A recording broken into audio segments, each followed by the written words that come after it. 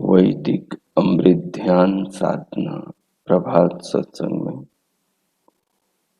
आप सभी साधक साधिकाओं का, उपासक उपासिकाओं का हार्दिक स्वागत है। आइए पूर्व की भांति आज के ब्रह्म मुहूर्त में, आज की ब्रह्म वेला में भी हम उस महान प्रभु सर्वशक्तिमान पार ब्रह्म परमेश्वर भगवान सच्चिदानंद के अनंत गुणों का गान करते हुए जगत में, जीवन में, सृष्टि में, शरीर में उस महान विधाता परमेश्वर के नियमों को, व्यवस्थाओं को, उसकी कृपाओं को, उसके स्नेह को, उसके प्यार को देखते हुए, अनुभव करते हुए, समझते हुए अपने अंतःकरण को, अपने हृदय को, अपनी आत्मा को पावन करे।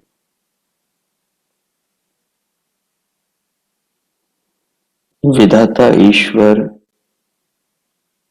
हमें सदैव देखते रहते हैं, हमें जानते रहते हैं। हर पल हम बच्चों का, हम पुत्र पुत्रियों का, हम सृष्टि के समस्त प्राणियों का पालन करते हैं, पोषण करते हैं, हमारे जीवन को धारण करते हैं, हमारे शरीर को, हमारी इंद्रियों को, इस विशाल ब्रह्मांड को और पिंड मानव देह को, समस्त प्राणियों के शरीरों को अपनी व्यवस्था में चलाते हैं, अपने नियमों में चलाते हैं।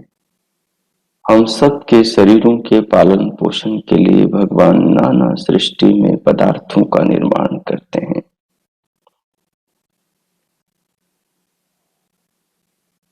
सृष्टि के आरंभ से लेकर सृष्टि के अंत पर्यंत मध्य में जितने भी जन्म जन्मांतरों में हमारी आत्मा विचरण करती है, भगवान का स्नेह, भगवान की कृपा समस्त जीवों पर एक समान सदैव बनी रहती है। भगवान सबको शक्ति, सामर्थ्य और साधन उनके कर्मानुसार देते हैं, परंतु कुछ कृपा, अहेतु की कृपा तो प्रभु की हम सब पर समान रूप से होती है।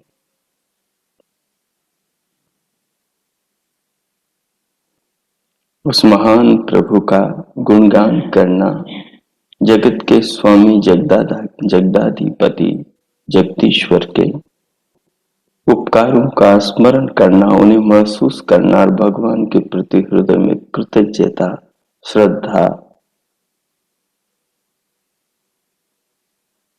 महसूस करना और भगवान को अर्पण करना हम मनुष्यों का प्रथम कर्तव्य है। क्योंकि धरा पर, धरती पर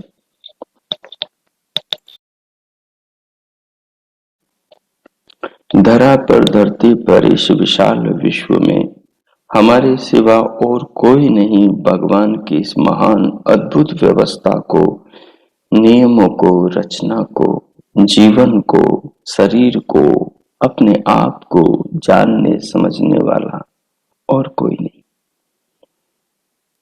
लग 84 योनियों में मात्र एक मनुष्य योनि मानव शरीर में आया आत्मा ही शरीर के द्वारा भगवान को प्रणाम कर सकता है। प्रभु को नमन करना, उनका ध्यान करना भी सबके सौभाग्य में कहाँ है। मनुष्य योनि से इतर जितनी भी देहधारी प्राणी हैं, जितनी भी 1,84,00,000 योनियां हैं, उनमें कहीं पर भी किसी के ऊपर भी स्वयं को जानने का आशीर्वाद भगवान का नहीं है। क्योंकि आत्म कल्याण का, आत्मानुभव तक पहुंचने का, परमानंद को पाने का जो द्वार है वो तो मनुष्य का जीवन है, वो तो मनुष्य शरीर, मानवी देह है। वो हमें सुलभ हुआ है, वो हमें प्राप्त हुआ है। हम तो बड़े बड़भागी, बड़े सौभाग्यशाली हैं। और हम इस ब्रह्म वेला में, ब्रह्म मुहूर्त में, जिसमें सारा ब्रह्मांड शांत है,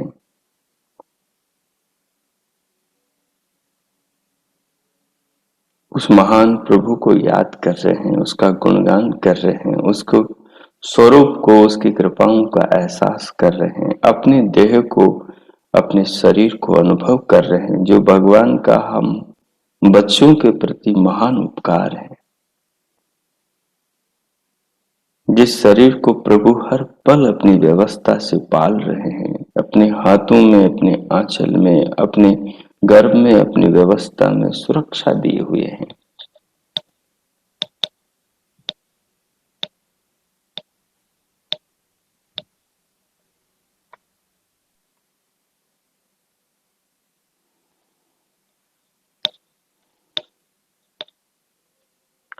इस ज्ञान के तत्वों को आप आत्मसात करें, इसे समझें, इसे अनुभव करें।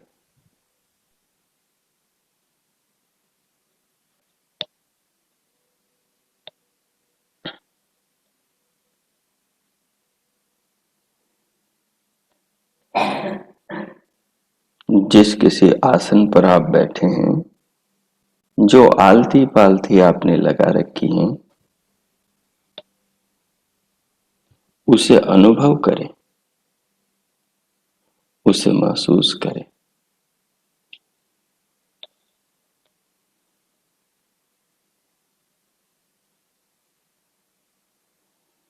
कमर, पीठ और गर्दन को सीधा करें, सहज रखें।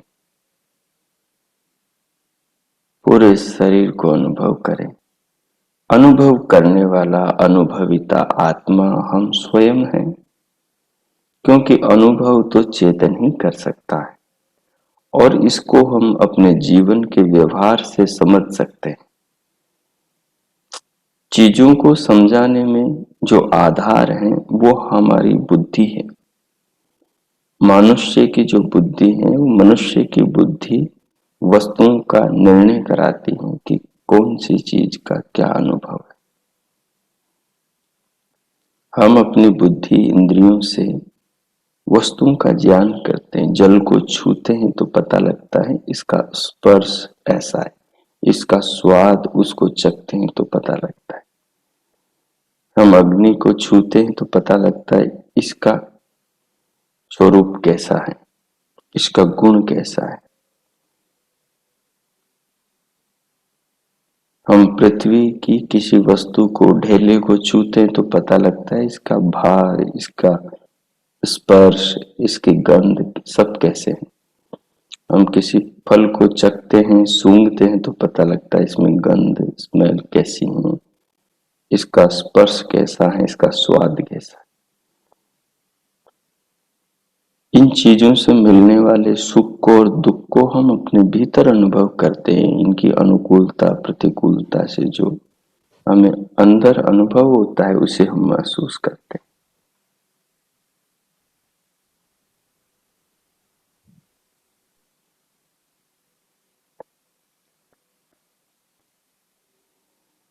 उसे हम अनुभव करते हैं, उसे हम महसूस करते हैं। शरीर के भीतर जो अनुभव हो रहा है, हमें अपनी ही देह का अपना भी अनुभव हो रहा है कि मैं हूं, शरीर में हूं, शरीर को अनुभव कर रहा हूं।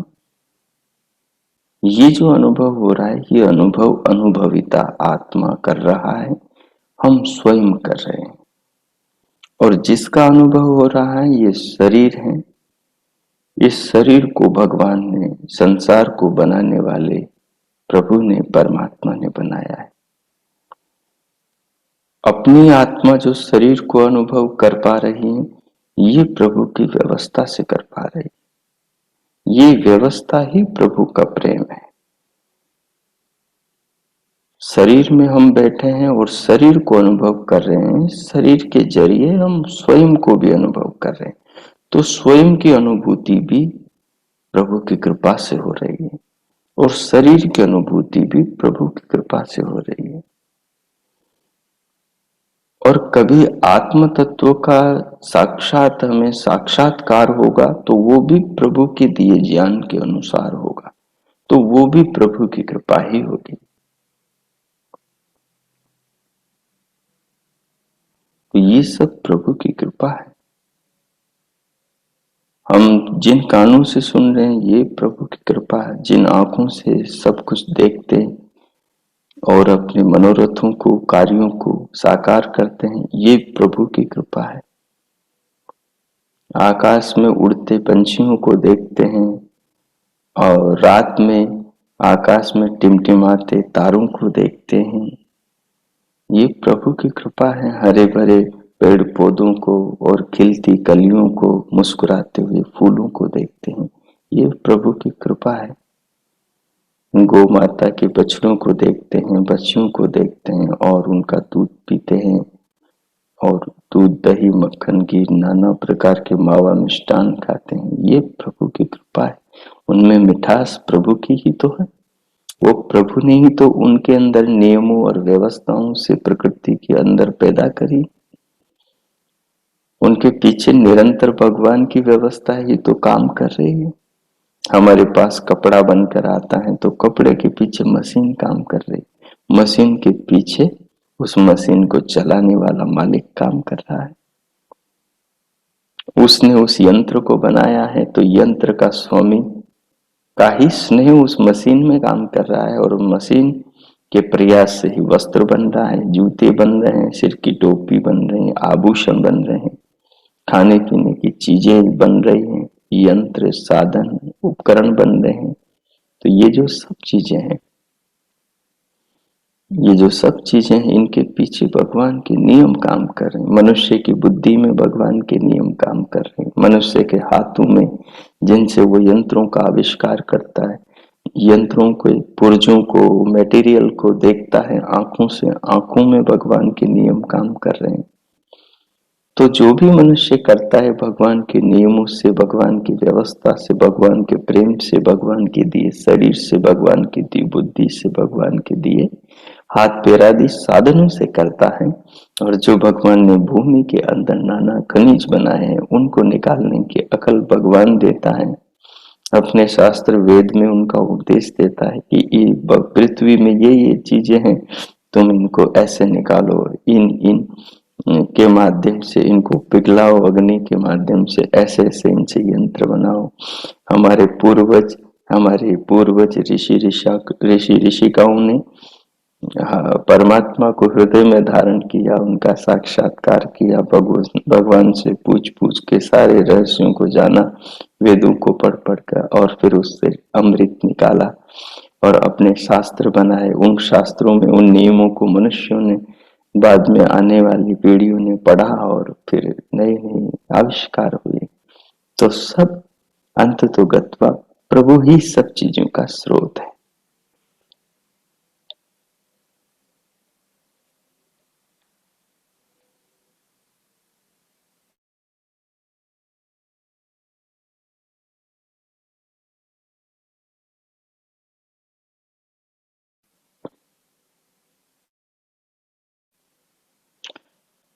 प्रभु ही सब चीजों के स्रोत है। वही आदि अनादि हैं, वही सर्वाधार सर्वेश्वर हैं, वही सर्वव्यापक सर्वांतर्यामी है, वही अजर अमर अभय नित्य पवित्र सृष्टि करता है, वही उपासना करने योग्य है, वही हमारे हृदयों में वास करने वाले हृदय के आसन पर आत्मा में विराजमान अंतर्यामी भगवान है। तो हमारे अंदर उनके प्रति शरीर को अनुभव करते हुए श्रद्धा के भाव, स्वयं के समर्पण के भाव, अपने हृदय में आस्था के भाव, प्रेम के भाव, भगवान के प्रति अपने अंदर नमन के भाव हमें अनुभव होनी चाहिए। तब तो हम साधक हैं, तब हम साधिकाएं हैं, तब हम उपासक उपासिकाएं हैं, तब हम भगवान के पुत्र पुत्रियां हैं, तब हम भगवान के सच्चे उपासक हैं। महर्षि लिखते हैं, अपने उपासक लोग मिलकर उस परमात्मा का भजन करें।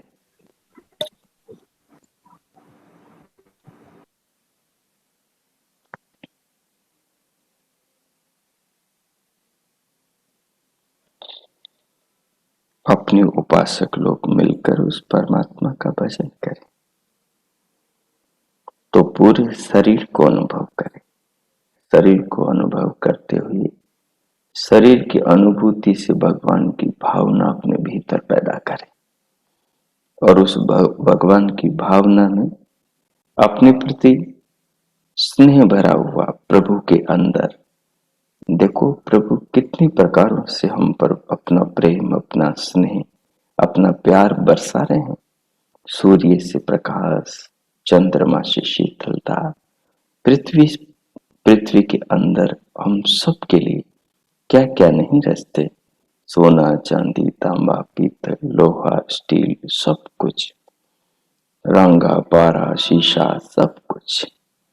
और फिर नाना प्रकार के फलों को, सब्जियों को, औषधियों को, वनस्पतियों को देने वाले पेड़ पौधे, इतने सुंदर सुंदर फूल, नाना प्रकार की सुगंध देने वाले, क्या क्या नहीं रचते प्रभु। बड़े बड़े सागर और उनसे निकलती नदियां और आकाश में बादल और उनसे बरसता मेहर, वर्षा, कितने नाना प्रकार के प्राणियों के शरीर हैं। वो सब कितना संभव, वो सब कितना हमें सम्मोहित, आकर्षित करते हैं। उनके शरीरों की रचना, उनकी आवाजों में विविधता, भिन्नता, ये सब प्रभु की लीला है। ये सब प्रभु का स्नेह, ये सब प्रभु की कृपा, ये सब भगवान की ध्वजाएं, पताकाएं हैं। ये सब हमें बुला रहे हैं, केतु हैं, हमें बुला रहे हैं, अपनी ओर आकर्षित कर रहे हैं कि आओ बच्चों, मुझे जानो, समझो। उस भगवान को जानने समझने से हमारे पाप दूर होते, हमारा अंतःकरण निर्मल होता है, हमारा हृदय, हमारी आत्मा शुद्ध होती है। विचारों की शुद्धता ही आत्मा की शुद्धता है। जब विचार शुद्ध चलेंगे, पवित्र चलेंगे, तो आत्मा उन्हीं से तदाकार होगा, उन्हीं से आत्मा का संबंध होगा। आत्मा भी स्वयं को पावन, शुद्ध, पवित्र अनुभव करेगा।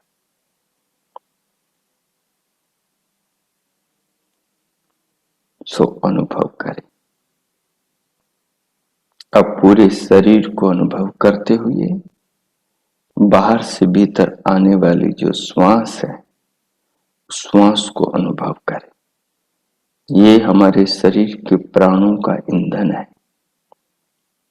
शरीर में जो 10 प्राणियों की ज्योतियां जल रही हैं, जगमगा रही हैं, जिससे ये जीवन जीवंत हो रहा है, जिससे जीवन रूपी दीपक प्रज्वलित और निरंतर जीवन की ज्योत लहरा रही है।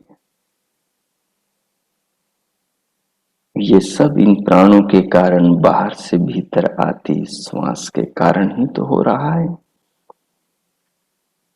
तो इस श्वास के प्रति प्रेम पैदा करें, इसके प्रति सम्मान, श्रद्धा पैदा करें। बाहर से आ रहे प्राण को प्रेम से देखें और इस श्वास का जो स्रोत है, जहां भगवान इस श्वास को बना रहे हैं, जो इसकी फैक्ट्री है, वो है इस सारे पेड़ पौधे। तो पेड़ पौधों के प्रति अपने भीतर प्रेम लाए, उनके प्रति श्रद्धा लाए। वो भगवान के लगाए पेड़ पौधे हैं, भगवान ने उनके बीजों को बोया है, बनाया है, और उन बीजों में भगवान ने आत्माओं को भेजा है, और उन आत्माओं की चेतनाओं से ये वृक्षों का संवर्धन हो रहा है, और उनसे ये ऑक्सीजन बन रही है, उनके पत्ते आ रहे हैं, उनके कलियां आ रही हैं, उनके फूल बन रहे हैं, और उनके फल आ रहे हैं। वृक्ष की से आत्मा निकलती है, समय पूरा होने पर तो फिर वो उसका शरीर, वो पेड़ पूरा हमारे लिए ईंधन बन जाता है। उससे हम रोटियां पकाते हैं, उनसे हम किवाड़ दीवारें बनाते हैं, उससे हम गाड़ियां बनाते हैं, लकड़ी से हम क्या क्या फर्नीचर बनाते हैं। तो पेड़ पौधों में भगवान का प्रेम अनुभव करें, क्योंकि हमारे श्वास का, हमारे जीवन का, हमारे जीवन के ईंधन का आधार स्रोत तो ये पेड़ पौधे हैं। कभी आपके पास में पेड़ पौधा है तो उसको उतने प्यार से देखें, उतनी श्रद्धा से, उतने सम्मान से देखें।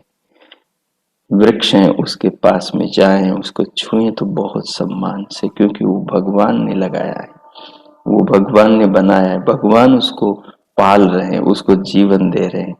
हर पल वृक्ष भी जो श्वास लेता है, हमारी कार्बन डाइऑक्साइड को ग्रहण करता है, वो भी प्रभु की व्यवस्था से। उस वृक्ष का स्रोत हमारा जीवन, हमारी कार्बन डाइऑक्साइड है, अन्य चीजों से जो उत्पन्न होती है, और वृक्ष से निकलने वाली ऑक्सीजन हमारा जीवन है। देखो प्रभु ने कैसी कड़ियां जोड़ी है, उनसे हमारा जीवन, हमसे उनका जीवन, एक दूसरे के आधार सारे पदार्थों को, शरीरों को प्रभु ने कैसे बना दिया। देखो भगवान की व्यवस्था को। तो अब कभी पेड़ को देखो, पौधे को देखो, फूल को देखो, कली को देखो, सब्जी को देखो, फल फ्रूट को देखो, तो बहुत श्रद्धा से, बहुत प्रेम से देखो। पानी को देखो, कल कल छल छल बहती नदिया को, सरिता को देखो, गिरते झरनों को देखो, लहराते सागर को देखो, उसकी जल तरंगों को, उसकी लहरों को देखो, तो वहां भगवान का स्मरण करो। प्रभु ने कितना सुंदर संसार बनाया है, प्रभु ने कितना सुंदर जगत बनाया है। आहा, जब इस भाव से जगत का अवलोकन करते हैं तो हम सौभाग्य अनुभव करते हैं। वाह प्रभु वाह, आपने हमें कैसा जीवन दिया है। आपकी रचनाओं का मनुष्य जीवन पाकर अवलोकन कर रहे हैं और इन्हें समझ रहे हैं, ये कितने बड़े सौभाग्य की बात है। बाकी 1,84,00,000 योनियों को कहाँ ये सौभाग्य है। कोई भी पशु इसका विवेचन नहीं कर सकता, कोई भी पशु इसको समझ नहीं सकता। न पशु समझ सकते, न पक्षी समझ सकते, न वृक्ष पेड़ पौधे समझ सकते, न जलचर, न नभचर, न भूचर, न खच्चर, कोई नहीं समझ सकते, केवल मनुष्य समझ सकता है। इसलिए तो प्रभु ने कहा, मनुष्यों में भी सर्वश्रेष्ठ जो मनुष्य है वो है आर्य मनुष्य, जिसका स्वभाव उत्तम है। उस उत्तम स्वभाव वाले मनुष्य को आर्य कहते हैं।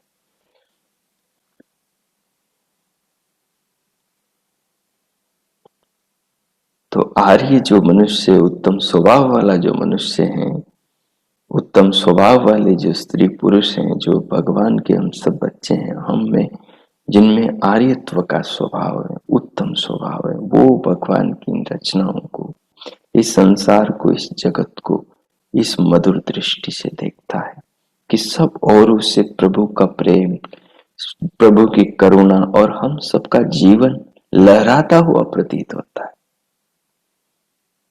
तो जब आप पेड़ पौधों से मिलो, उनके पास बैठो, उनकी सुगंध लो, उनकी छाया में जाओ, तो वहां उनकी छाया में ईश्वर का स्नेह, उनकी सुगंध में, उनके फूलों कलियों में, उनकी मुस्कुराहट में, उनसे आते जीवन, उनसे आते प्राण, उनसे आती ऑक्सीजन में महसूस करो प्रभु के प्रेम को। ऐसे ही जल में अनुभव करो, क्योंकि पेड़ तो तब है ना जब जल है। सोचो जल नहीं होगा तो पेड़ कहां से होगा। तो जब जल को पियो, उसको छुओ, स्नान करो, फव्वारे में खड़े हो जाओ, तो महसूस करो उसकी एक एक बूंद में कि प्रभु प्रेम बरसा रहे हैं। मैं जल से नहीं नहा रहा, मैं तो भगवान के प्रेम से नहा रहा हूं। जब आप पिए तो मैं जल को नहीं, प्रभु के प्रेम को, प्रभु की करुणा को, वो अनंत प्राणियों की जो माँ है, जो जगदम्बा है, उस महान विधाता के प्रेम को मैं ग्रहण कर रहा हूं। वो जो संपूर्ण जगत का पिता जगदीश्वर है, मैं उसके प्रेम को जल में अनुभव कर रहा हूं। ये जल उसके प्रेम से, उसके ज्ञान से, उसकी व्यवस्था से तो बना है।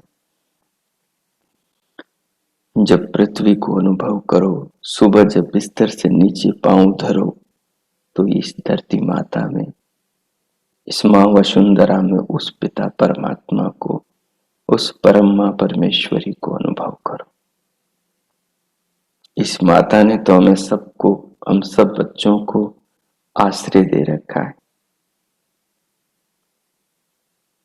ये वसुंधरा अपने गर्भ में कितने रत्नों को धारण किए हुए है। क्या इसकी कोख में नहीं है? क्या इसके पास में नहीं है? इसके पास में सब कुछ है। तो जब भी पृथ्वी माता को देखो, जब भी पांव सुबह उठते ही धरो, तो ये विचार करो इस बात पर, अग्नि पर। अग्नि भगवान का स्नेह है, तेज भगवान का स्नेह सूर्य से चला आ रहा है, पदार्थों में छिपा है, वस्तुओं में छिपा है। ये जो तेज तत्व है, ये भी तो भगवान का ही प्रेम है, ये भी तो भगवान का ही आविष्कार है, ये भी तो भगवान के द्वारा ही निर्मित द्रव्य है। इसको अनुभव करो। कितने सौभाग्यशाली हैं हम कि प्रभु ने हमारे लिए क्या क्या बनाया है। इनको विज्ञान पूर्वक अनुभव करो, विशेष ज्ञान पूर्वक अनुभव करो, इन्हें विचार पूर्वक अनुभव करो, इन पे सोचो। इन पर सोचने से जो श्रद्धा भीतर इकट्ठी होगी, जो निर्मलता, पावनता, पवित्रता जो अपनी आत्मा में अवतरित होगी इस अंतःकरण में, यही तो हमें प्रभु को पाने का पात्र बनाएगी। यही तो हमारी आंखों में, हमारे श्रोत्रों में, हमारी चाल ढाल, हमारे हाल चाल, हमारी सोच समझ के अंदर देवत्व, दिव्यत्व उत्पन्न करेगी। इसके बिना क्या है। हम तो भगवान के प्रेम की बस्ती में, फुलवारी में रह रहे हैं। भगवान के स्नेह से तो ये सारा जगत रूपी सागर भरा हुआ है। जैसे हम सागर में उतरते हैं तो जल हमें सब ओर से घेर लेता है और हमारे देह की एक एक कोशिका को शीतल कर देता है। वैसे ही प्रभु ने हमें सब ओर से घेर रखा है, लेकिन ये तत्व का ज्ञान, इसका अनुभव तो तपस्वियों को, साधकों को, निरंतर उस विधाता को, उसके ज्ञान से जानने वाले उपासकों को बोध होता है। जल के सूक्ष्म कण भी इस वायुमंडल में, इस अंतरिक्ष, इस पोलेपन, इस खाली आकाश, अवकाश, स्पेस में सर्वत्र भरे हुए हैं। वायु भी कहाँ दिखाई देती, लेकिन सब और लहरों की तरह बहती हैं। जैसे कोई सागर से नदी, जैसे कोई आकाश से बादल उड़ते हैं, वैसे हवा बह रही, निरंतर पवन पुरवाई बह रही। तो उस बहती हुई जो हवा है वो भी तो भगवान का प्रेम है। और भगवान सर्वव्यापक है, सर्वत्र वो व्यापक है, सारी सृष्टि उनमें व्याप्य है। हम अनुभव करें, हम अनुभव करें इन समस्त पदार्थों को जिनसे हमारा जीवन जीवंत है, जीवन की ज्योत चल रही है। जो जन्म से मृत्यु तक हमें ये सारे पदार्थ पालते, और मृत्यु शरीर की है, प्रभु फिर नया शरीर दे देते हैं। जो मनुष्य भगवान की बात मानता है, वेदों को पढ़ता है, प्रभु क्या जो पावन ज्ञान है वो वेद माता से प्राप्त करता है, और वो इस जीवन को सुख से जीता है, आनंद से जीता है, संसार में वो सम्राट बनकर रहता है। प्रभु ने किसी को कंगाल नहीं बनाया, प्रभु ने किसी को अपनी ओर से निर्धन पैदा नहीं किया। मनुष्य अज्ञान के कारण स्वयं दीनहीन बन जाता है। प्रभु की संपदा तो अपार है मनुष्य के पास। देखो भगवान ने इतना सुंदर शरीर दिया, एक आंख की कीमत कितनी अनमोल है, एक कान की कीमत अनमोल है। संसार में उसका मूल्य कोई चुकाने वाला नहीं है, इतनी अनमोल वस्तु है। हमारी एक उंगली, हमारा एक हाथ पैर, हमारी एक जिह्वा कितनी अनमोल है, हमारा हृदय कितनी अनमोल है। इतनी अनमोल संपदा प्रभु ने दी है, फिर भी मनुष्य भीख मांगता है तो भगवान को लजाता है। फिर भी मनुष्य अपराध करता है तो भगवान के इस शरीर का अपमान करता है। फिर भी मनुष्य झूठ बोलता है तो भगवान के स्नेह रूपी वाणी का दुरुपयोग करता है। फिर भी मनुष्य अपराध करता है तो भगवान के दिए सम्मान का तिरस्कार करता है। अरे मनुष्य जीवन पाकर भगवान ने हमें जगत में सम्राट बनाया है, इस धरा को धारण करने का गौरव हमें प्रदान किया है। अहम ददाम भूमि आर्याय, मैं इस भूमि को आर्यों को सौंपता हूं।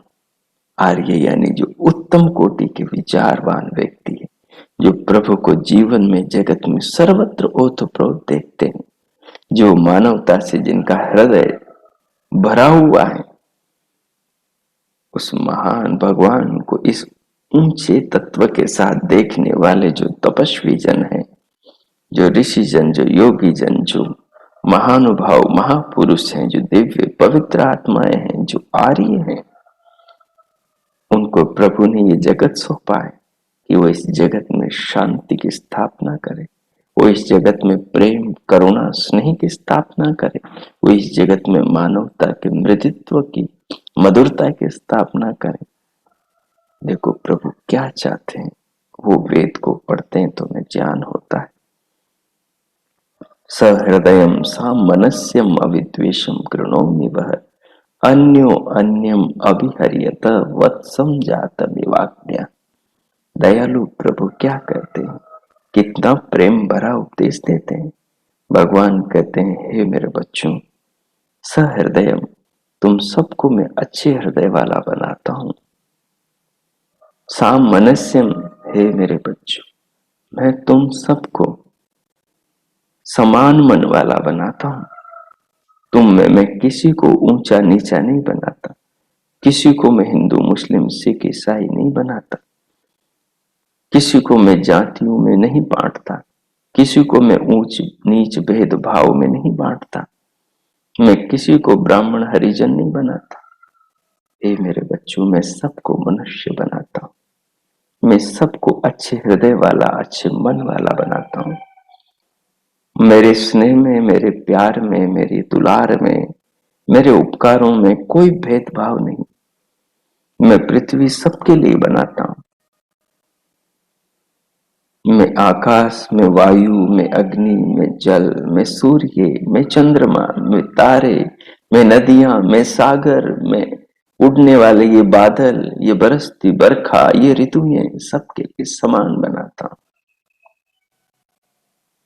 मैंने किसी फल पर, किसी सब्जी पर, किसी अन्न पर किसी का नाम नहीं लिखा है, ये हिंदू, ये मुस्लिम के लिए, ये सिख ईसाई के लिए, या ये ब्राह्मण के लिए और ये शूद्र के लिए।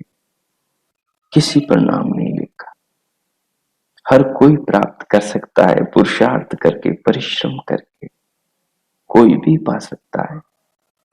सहृदयम सामनस्यम, भगवान कहते हैं मैं जैसे हृदय वाला हूं, मैं जैसी पावन भावना रखता हूं, मैं चाहता हूं मेरे बच्चे भी वैसी पावन भावना रखें। इसलिए सबको अच्छे हृदय वाला बना के भेजता हूं, सबको एक जैसे मन वाला बना के भेजता हूं। और प्रभु कहते हैं सबको मैं द्वेष भाव से रहित करता हूं। सहृदयम सामनस्यम अविद्वेषम कृणोमि, मैं सबको द्वेष भाव से रहित करता हूं। और आगे कहा अन्यो अन्यम अभिहार्यत वत्सम जातमेवाग्ने, जैसे नवजात बछड़े से अग्निया जिसको मारा नहीं जाता, जिसको दुख नहीं दिया जाता, जो अपनी मां की तरह ही मां है, पृथ्वी की तरह ही मां है, जो गौ माता है, उसको अग्निया का अर्थ यानी जिसको कभी मारा न जाए।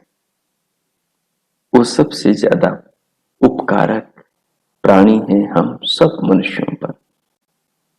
वो जो गौ माता है, प्रभु कह रहे हैं वो जैसे अपने नवजात बछड़े से प्यार करती, हाथों से नहीं, पांव से नहीं, अपनी जीभ से करती, अपनी जीवा से करती। बोले ऐसे प्रेम के भावों से भरकर तुम मनुष्य एक दूसरे के साथ में व्यवहार करो। मैं तुम्हें राग द्वेष वाला बनाकर जगत में भेजता ही नहीं, और तुम राग द्वेष अपने अहंकार से, अज्ञान से पैदा करके दो लोग भी ठीक से जीवन नहीं जी पाते। परिवार में चार लोग शांति से, आनंद से, प्रेम से, स्नेह से, सद्भावनाओं से भर के नहीं जी पाते। तुम धरती पर अराजकता, आतंकवाद, नाना प्रकार की इस प्रकार की दुर्अवस्थाएं उत्पन्न करते हो जिससे धरती नरक बन जाए। देखो प्रभु हमें क्या कर, कितना सुंदर उपदेश प्रभु ने इस मंत्र में, वेद में, अपनी अमृत वाणी में दिया।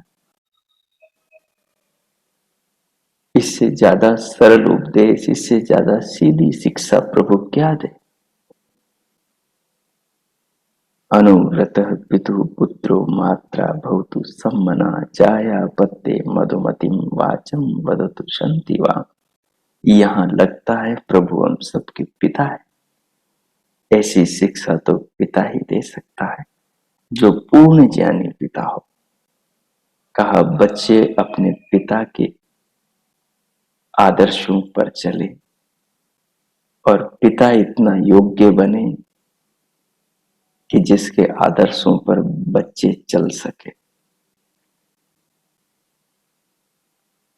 बच्चा मन के, माता के मन में प्रीति पैदा करने वाला हो, माँ के मन के समान मन वाला हो, माँ बाप की सेवा और माँ बाप की शुश्रूषा, माँ बाप को सदगति, माँ बाप को तारने वाला हो, अपने आचरण, अपने व्यवहार, अपने जीवन। भगवान क्या कहते हैं, स्त्री का पुरुष के प्रति कैसा व्यवहार और पुरुष का भी ऐसा व्यवहार हो जिससे स्त्री उसके प्रति इतना सम्मानजनित व्यवहार कर सके। माँ भ्राता भ्रातरम द्विक्षम, माँ स्वसार मुद स्वसा। भाई भाई से द्वेष न करें, बहन बहन से, भाई बहन से द्वेष न करें। परिवार को स्वर्ग बनाएं और इस संसार रूपी परिवार में जो भगवान का प्रेम लहरा रहा है उसको अनुभव करें। इससे ज्यादा भगवान क्या हम बच्चों को शिक्षा दें। जीवन को जीने का इतना आनंद पूर्वक उपदेश प्रभु ने हमें दिया है। सारा जगत प्रभु का घर है। हर हृदय, हर शरीर, हर आत्मा प्रभु का घर है। जिस परिवार रूपी संस्था में हम रहते हैं, उस संस्था के हर सदस्य के हृदय में भगवान विराजमान है। उस सदस्य के हर शरीर का अवयव भगवान ने बनाया है। ये सारे शरीर के अवयव और संसार की हर वस्तु परमात्मा के स्नेह का प्रतीक, परमात्मा के प्रेम के प्रतीक है। ये सब उसका एहसास कराने में समर्थ है। हम कैसा जीवन जी रहे हैं, हम कैसे धरा और परिवार और स्वयं में नरक पैदा कर रहे हैं। आओ इसे अनुभव करें। संसार में सर्वत्र विधाता भगवान का प्रेम बह रहा है। संसार की हर वस्तु परमात्मा का स्नेह है, परमात्मा का प्रेम है, परमात्मा की करुणा है हम सब बच्चों के प्रति। वो एक पिता, वो एक माँ ऐसी है जो किसी से द्वेष नहीं करती।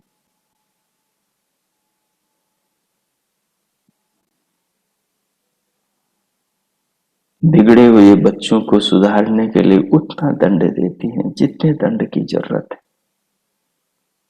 फिर भी लोग नहीं सुधरते।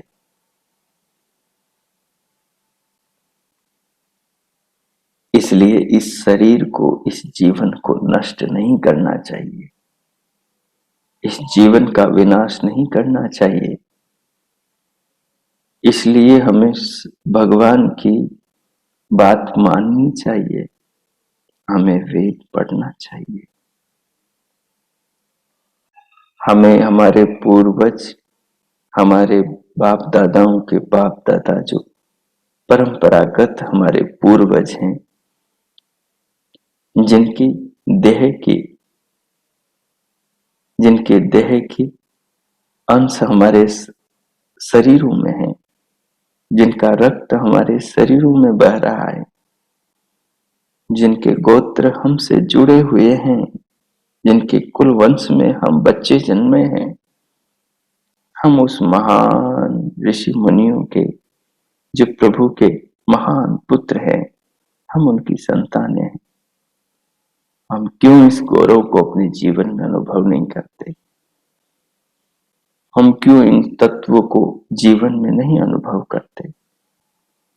जीवन बड़ा अनमोल है, जीवन बड़ा अद्भुत है।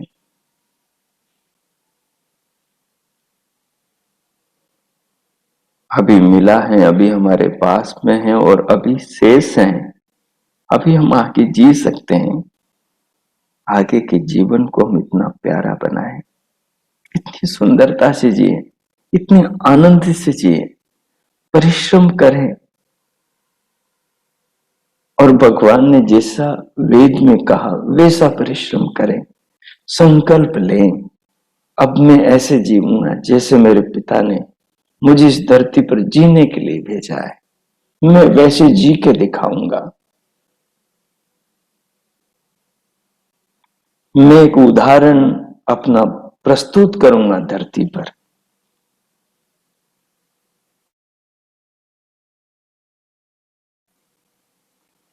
मरना नहीं है, जीवन का नाश नहीं करना है, आत्मघाती कभी नहीं बनना है, एक भी पाप न करें, एक भी बुराई न करें, बचें सदैव इन बुरी चीजों से। उनके बदले हम अच्छी चीजें करें, अच्छे काम करें, पवित्र कार्य करें, जीवन को समुन्नत करें, जीवन का उत्थान करें। जीवन बड़ा अनमोल है, फिर न जाने कब मिलेगा, अभी अपने पास में है। इससे ज्यादा हम भगवान की क्या कृपा चाहते हैं? सारी संभावनाओं के द्वार हमारे सामने हैं, सब हमें बुला रहे हैं। हम इनके रहस्यों में उतरे, इनसे उपकार लें। देखो हमारी आत्मा हमें बुला रही है कि मुझे जानो, ये शरीर हमें बुला रहा है कि मेरे भीतर के रहस्यों को तुम जानो। ये सागर, नदियां, ये फूल पत्ते, ये पेड़ पौधे, ये आकाश में टिमटिमाते तारे, ये चंद्रमा की 16 कलाएं, ये प्रभात की भोर, ये उषा, ये गोधूली, ये सूर्य की किरणें, रवि रश्मियां, ये सब हमें बुला रही हैं, हमें पुकार रही हैं, हमें पुकार रही है कि हम इनके रहस्यों को जाने। देखो हमारे पूर्वज हमारे ऋषि ऋषिकाएं इन रहस्यों में उतरे। उन्होंने प्रभु की बात मानी, उन्होंने भगवान को सम्मान दिया, उन्होंने भगवान की कृतियों का, जीवन का, शरीर का, पदार्थों का सम्मान किया। तो उन्होंने कितने जीवन के, जगत के रहस्यों को जानकर हम तक प्रस्तुत किया। देखो भगवान कणाद, महर्षि मुनि कणाद ने जगत के जो सारे द्रव्य थे, गुण थे, कर्म थे, सारे ब्रह्मांड को भगवान की गोद में बैठकर समाधि में जान लिया और सूत्र में सारे रहस्य को जानकर समेटकर हम सबके लिए लिख दिया। जो भगवान का पुत्र बनता है, जो भगवान की पुत्रियां बनती हैं, देखो भगवान की पुत्रियां 29 ऋषिकाओं ने 424 के लगभग कुछ मंत्रों का साक्षात्कार किया और जीवन में स्त्री तत्व का निर्माण कैसे किया जाता है। स्त्री को जगत में प्रभु ने ब्रह्मा कहा, वो ब्रह्मा के पद को सुशोभित कर सकती है। उसी की कोख से स्त्री और पुरुष का जन्म होता है। माता को आचार्यों से बड़ा, आज उपाध्यायों से बड़ा आचार्य को बताया और आचार्यों से बड़ा पिता को बताया और पिता से भी बड़ा मां को बताया। भगवान मनु ने, आप विचार करो, स्त्री को कितना ऊंचा पद दिया, उसको शिवा बनने का उपदेश दिया। वो समस्त पुरुषों की कल्याणकारिणी बने, वो पशुओं की कल्याणकारिणी बने, वो जगत में, जीवन में, सभी क्षेत्रों के अंदर सबका कल्याण करे। हमें ऐसा जीवन बनाना चाहिए। अपने आप के व्यक्तित्व का हमें इस ढंग से ऊंचा निर्माण करना चाहिए और उदाहरण प्रस्तुत करना चाहिए अपनी आने वाली परंपराओं, पीढ़ियों के लिए।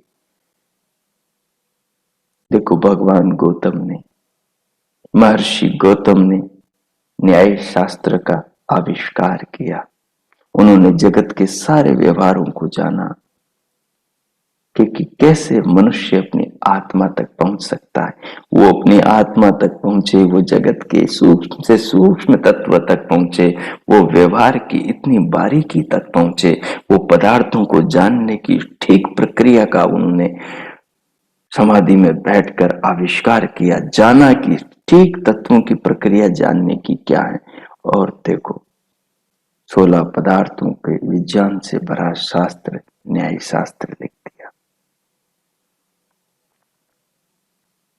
महर्षि कपिल ने, भगवान कपिल ने देखो सांख्य शास्त्र लिख दिया, जिसके अंदर इस संपूर्ण ब्रह्मांड में मूल तत्वों से लेकर स्थूल सृष्टि तक जितने भी पदार्थ हैं सबको समाधि में बैठकर जान लिया और हमें उपदेश दे दिया कि आने वाले हैं हमारी पीढ़ियों में, हमारे वंशों में उत्पन्न होने वाले बच्चों, तुम सब इस रीति से इस जगत को, जीवन को समझो। कितने उपकारक थे हमारे पूर्वज। हम उन महान महर्षियों की संतान हैं, हमें गर्व होना चाहिए। हमें उस उपथ पर अपने आप को लेकर जाना चाहिए। वो महान मनुष्य भी आर्य थे। देखो उन आर्यों ने क्या किया, संसार पर कितना उपकार किया। आदमी एक कील बनाता तो उस पर अपना नाम लिखता है, उन्होंने अपना नाम तक नहीं लिखा अपने शास्त्रों पर। उन्होंने बताया हमें आत्मा परमात्मा सारी प्रकृति के सारे रहस्यों को खोल दिया, बस तुम्हें जानना है। जानने की विधि देखो भगवान महर्षि पतंजलि मुनि ने बता दी हमें योग शास्त्र में। उन्होंने पूरे 26 तत्वों को अलग अलग करके सबके स्वरूप को समझा दिया। कैसे जानना है उसकी पूरी विधि यम नियम से लेकर समाधि तक की, असंप्रज्ञात तक की समझा दी, और जीवन को सफल कैसे करना है उसका उपदेश दे दिया।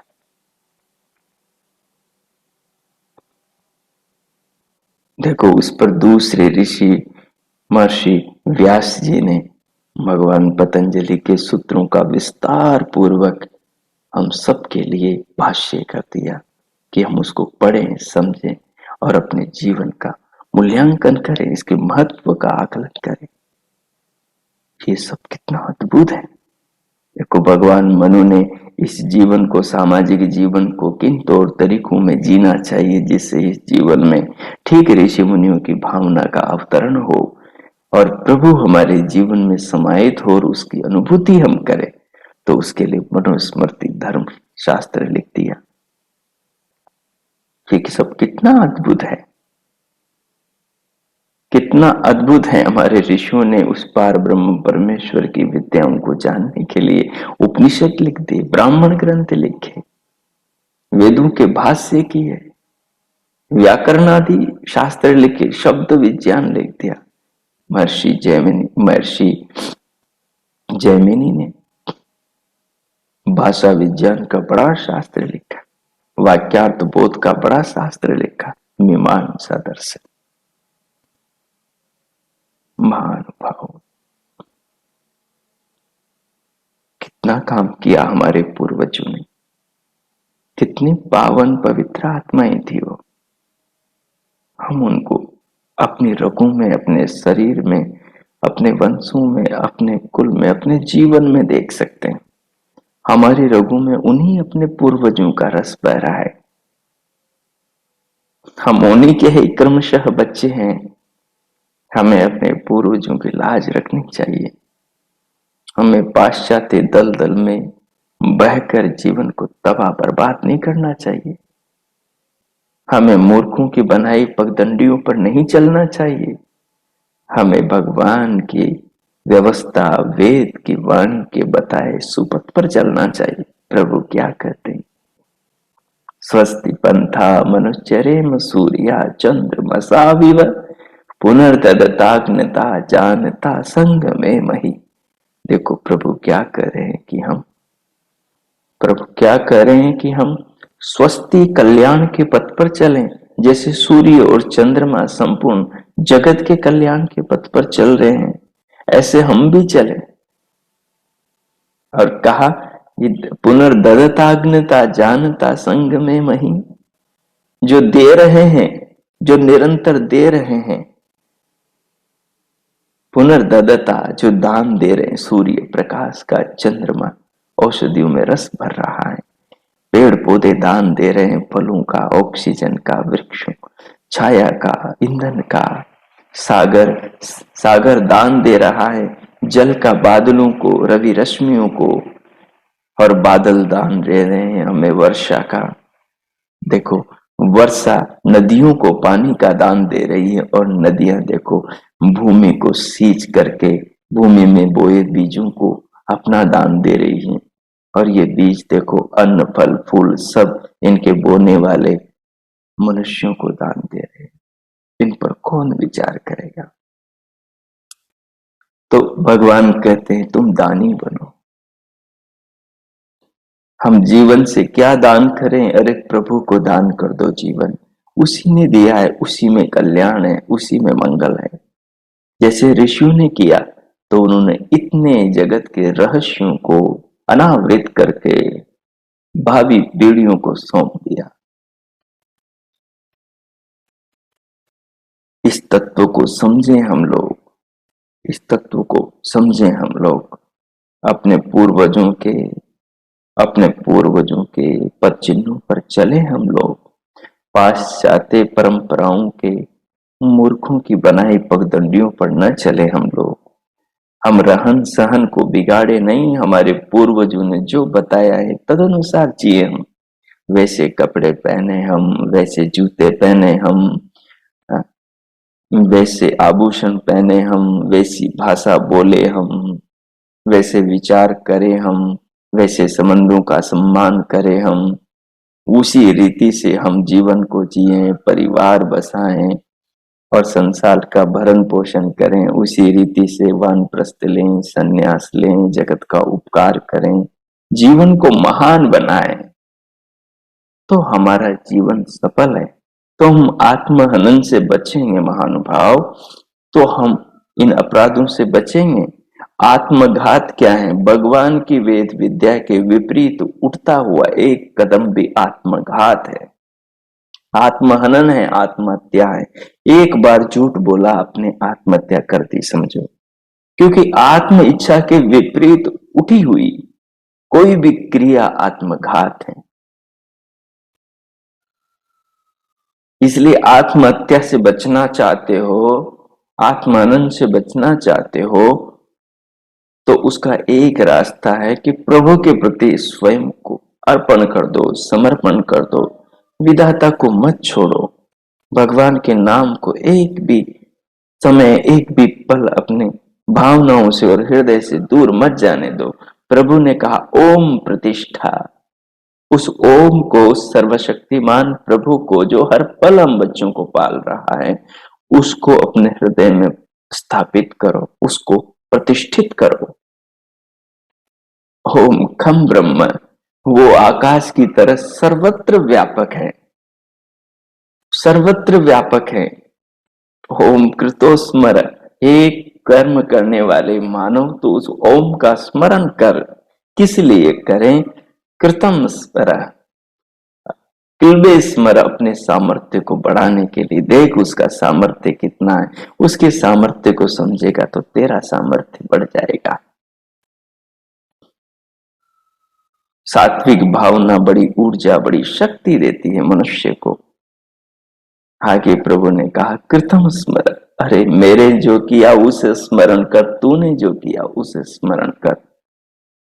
हमने कितने पुण्य किए, हमने कितने पाप किए, हमने कितने अच्छे किए, हमने कितना बुरा किया। हम अपने ही पेट के लिए जी रहे हैं या भगवान ने जो हमें मार्ग दिखाया उस मार्ग पर चल रहे हैं?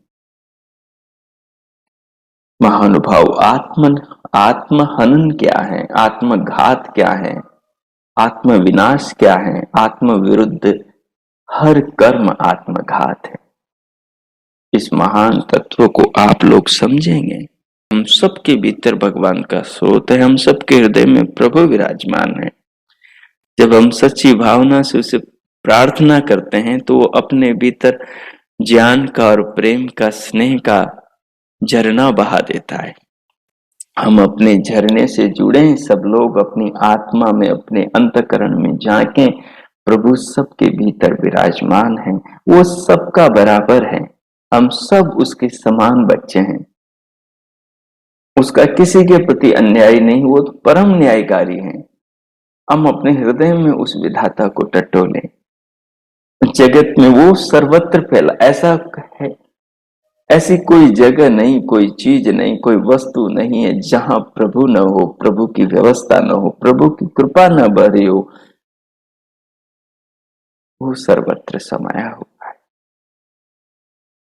आत्महनन से बचने का यही मार्ग है, आत्मघात से बचने का यही मार्ग है। ये जो भगवान महर्षि काण्व मुनि ने उपनिषद में ये जो श्लोक दिया है कि असूर्य नाम ते लोका अंधेन तमसा वृता तांस्ते प्रेत्या भी गच्छन्ति एके चात्महनो जना। महानुभाव, उन्होंने जो जीवन में दिया वो उपदेश हमें भी जीवन में जीना है। उन्होंने ये उपदेश भगवान का वेद से लिया।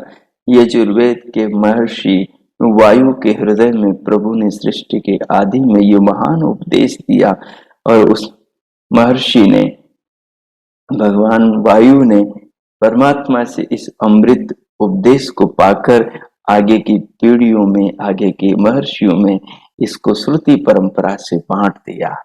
और उसी से हम तक चलकर ये आया है। हमें इस परम महान प्रभु के उपदेश का आदर करना है, सत्कार करना है और इसे जीवन में जीना है और आत्मघात से बचना है। तभी हम समझिए जीवन में अपनी आत्मा को साक्षात्कार कर पाएंगे, जान पाएंगे और भगवान का, ईश्वर का साक्षात्कार कर पाएंगे। क्योंकि आत्मघात करने वाला व्यक्ति भगवान के द्वार कभी नहीं पहुंच सकता। यही परम तत्व है, यही उपदेश है, यही जीवन का मार्गदर्शन है। इसी से जीवन का मंगल होता है। अब मैं मौन होता हूँ। आप 2-3 मिनट इस सारे विचार को अपने हृदय में धारण करें और 2-3 मिनट भगवान से अपनी आत्मा को जोड़कर प्रार्थना करें। प्रभु बड़े कृपालु हैं। प्रार्थना का अर्थ होता है कि हमने जो मांगा है उसके लिए भगवान के दिए संसाधनों से हम परिश्रम करेंगे और जब हम भगवान के अनुकूल परिश्रम करेंगे तो प्रभु की कृपा हम पर बरसेगी। आने वाली बाधाओं को भगवान स्वतः दूर कर देंगे और जहां बाधा देकर हमें मजबूत बनाना है वहां थोड़ी ठोकर भी, थोड़ी मुश्किल भी पैदा करेंगे ताकि उस मुश्किल के जरिए ही हमारे अंदर उस तत्व को समझने की समझ जागेगी। तो अब मैं मौन होता हूँ। आप 3-4 मिनट तक इस पर ध्यान करें और भगवान का धन्यवाद करें। ओम।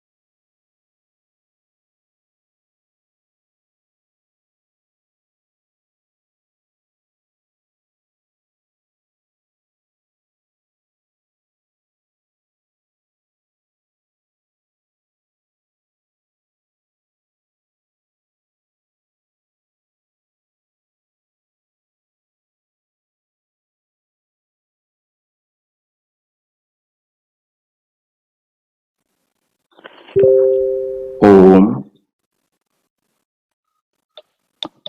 ओम।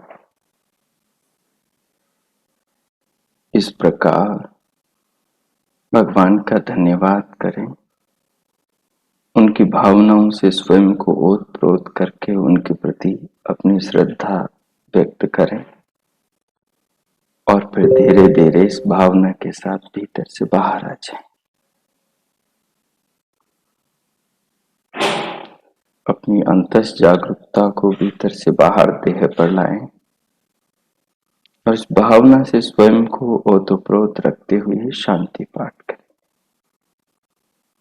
ओम शांति शांति शांति। ओम। आप सबका आज का दिन शुभ हो, मंगलमय हो। प्रभु सबका मंगल करें। सबके लिए प्रभु से बहुत बहुत मंगल कामनाएं, शुभकामनाएं। इति ओम। हम आत्महंता बनने से बचें और अपने जीवन का महान अपने पूर्वजों के समान निर्माण करें। अपना, अपने परिवार, समाज और राष्ट्र के कल्याण में योगदान दें। पुनः बहुत